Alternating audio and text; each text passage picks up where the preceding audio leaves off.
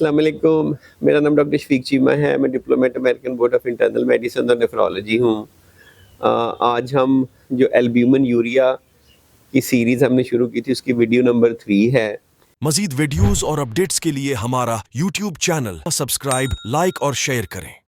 पहली में हमने बात की थी कि नॉर्मली थोड़ी सी एल्ब्यूमिन आती है और एबनॉर्मल आने की क्या वजूहात हैं।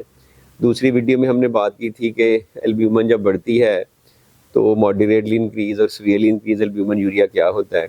अब हम बात करेंगे नेफ्रोटिक रेंज एल्ब्यूमिन यूरिया या प्रोटीन यूरिया क्या होता है। नेफ्रोटिक रेंज ये होता है कि एल्ब्यूमिन यूरिया इतना ज़्यादा हो गया है, एल्ब्यूमिन के केस में 2200 या 2300 मिलीग्राम पर ग्राम या पर डे से ज़्यादा एल्ब्यूमिन यूरिन में आती है, और प्रोटीन यूरिया अगर हो तो 3500 मिलीग्राम या 3.5 ग्राम।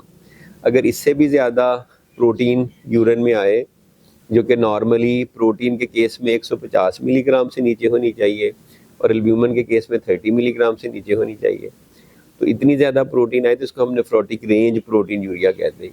अब जब इतनी प्रोटीन आती है तो आपके जिस्म में प्रोटीन या एल्ब्यूमिन कम रह जाती है ब्लड में।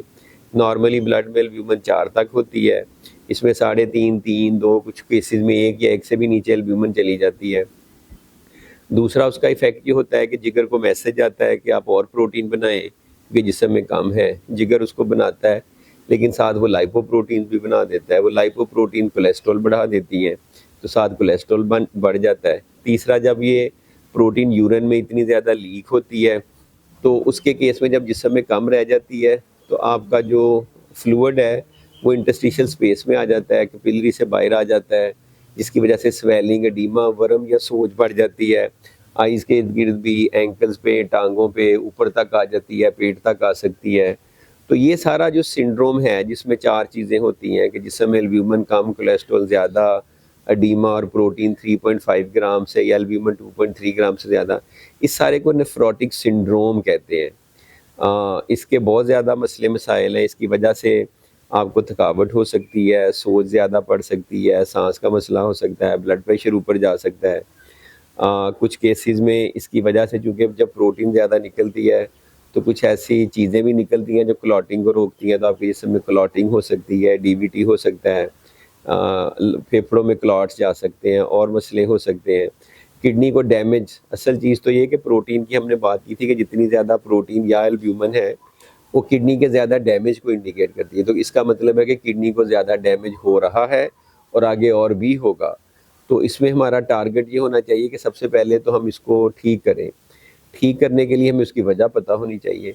अगर किसी को डायबिटीज़ की वजह से है, जो नंबर 1 वजह है, तो हम डायबिटीज़ को अच्छा कंट्रोल करते हैं, ब्लड प्रेशर को अच्छा कंट्रोल करते हैं, ख़ास तरह की दवाइयों से कंट्रोल करते हैं। जो सोज है, वर्म है, उसको हम कम करने की कोशिश करते हैं डायूरेटिक्स दे के।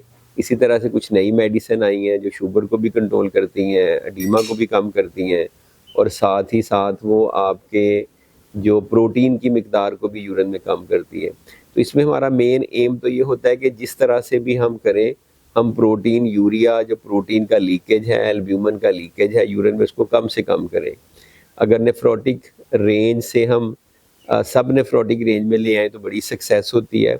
असल टारगेट ये होता है कि 1 ग्राम या 500 मिलीग्राम से भी इसको नीचे ले आएँ। कभी कभार अगर शुगर की वजह से ना हो तो वजह इसकी मालूम नहीं होती, हमें किडनी बायोप्सी करनी पड़ती है, बहुत सारे ब्लड टेस्ट भी करने पड़ते हैं, और फिर उन ब्लड टेस्ट और बायोप्सी के रिज़ल्ट में जो डायग्नोसिस या तशख़ीस होती है, फिर उससे हम आगे स्पेसिफ़िक इलाज करते हैं। जब नेफ्रोटिक सिंड्रोम होता है तो इलाज 2 तरह का होता है। एक इलाज ये होता है कि आप सिर्फ़ जो उसके इफ़ेक्ट है ना उसको ठीक करी जा रहे हैं, आप सोज कम कर रहे हैं, कोलेस्ट्रॉल कम कर रहे हैं, जिसमें एल्ब्यूमिन बढ़ा रहे हैं। दूसरा ये होता है कि अंदर जो वजह है उसको हम ट्रीट करें। वजह की ट्रीटमेंट के लिए डायग्नोसिस ज़रूरी है। शुगर के केस में तो सिंपल है कि वजह ही शुगर है, तो शुगर को अच्छा कंट्रोल करने से ज़्यादा हम कुछ कर नहीं सकते। लेकिन अगर किसी में फॉर एग्जांपल मेम्ब्रेनस नेफ्रोपैथी की वजह से है, तो उसमें हमने मेम्ब्रेनस नेफ्रोपैथी की पूरी एक ट्रीटमेंट का एल्गोरिदम है, प्रोटोकॉल है, तरीका है। कुछ केसेस में हमने ख़ास मेडिसिन या इम्यूनोसप्रेसेंट्स देनी होती हैं, कुछ में नहीं देनी होती।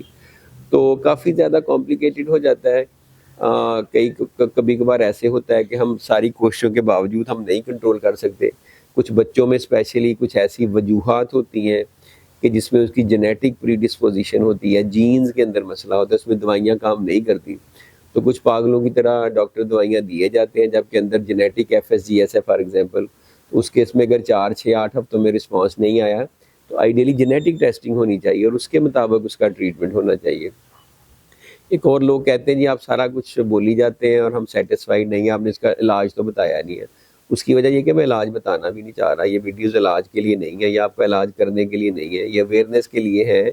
इलाज बहुत कॉम्प्लिकेटेड है, अगर मैं आपको ये बता दूँ कि इसमें ये करें और 10 में से 9 लोगों ने वो करना हो और एक का बिल्कुल उसके लिए वो नुकसानदेह चीज़ हो, तो ऐसे नहीं हो सकता। अगर डॉक्टरी, मेडिसिन, नेफ्रोलॉजी इतनी ही आसान होती तो फिर तो आपको ऑनलाइन सारा मटीरियल मिलता है, आप उसको देखें और इलाज करें। ऐसे मुमकिन नहीं है, ऐसे सेफ़ नहीं है, ऐसे आपके लिए अच्छा नहीं है। तो इस वजह से स्पेसिफ़िकली दवाइयाँ कितनी डोज़ में देनी है, कैसे करनी है, वो किसी का कमेंट्स में मुझसे पूछना और मेरा बताना, वो एक बेवकूफ़ाना अमल है और बेवकूफ़ाना कमेंट है। तो उस चक्कर में ना पड़ें। ये इस तरह नहीं है कि आपका गला ख़राब हुआ है और आप ये जोशांदा पी लें, तो वो ठीक हो जाएगा। It's not that simple. ये आपके गुर्दे फ़ेल होने का, लाइफ़ एंड डेथ का मसला है। तो इसको हम इतना लाइटली नहीं ले सकते कि आप एक दवाई दें और एक बंदा खाता रहे और 6 हफ्तों में अपने गुर्दे ख़राब कर ले, तो इतना सिंपल नहीं है। इस वीडियो में हमने नेफ्रोटिक सिंड्रोम की बात की है। नेफ्रोटिक और नेफ्रिटिक सिंड्रोम पे मैंने पहले भी वीडियो बनाई है, उनको भी ज़रा देख लें। और अगली वीडियो में हम ना फिर जो एल्ब्यूमिन यूरिया है उसकी ट्रीटमेंट पे बात करेंगे कि उसमें डाइट क्या करनी है और दवाइयाँ क्या लेनी है। उसमें मैं दवाइयों के नाम ज़रूर बताऊँगा, लेकिन उनको कैसे इस्तेमाल करना है, किस डोज़ में करना है, किस में कौन-सी करनी है, ऑब्वियसली वो इन वीडियोज़ का मकसद नहीं है। इन वीडियो का मकसद अवेयरनेस क्रिएट करना है ताकि जब आप अपने नेफ्रोलॉजिस्ट के पास जाएँ, तो उनसे सवाल करें, उनसे पूछें कि मुझे ये दवाई मिल सकती है, मुझे मेरा बता दें कि प्रोफ़ेसर हैं नेफ्रोलॉजी के डॉक्टर शफीक चीमा ने बताया है कि ये दवाई मिलनी चाहिए, आप अगर मुझे नहीं दे रहे तो उसकी क्या वजह है? तो इस तरह से करके आप अपना इलाज अच्छा कर सकते हैं। Thank you very much.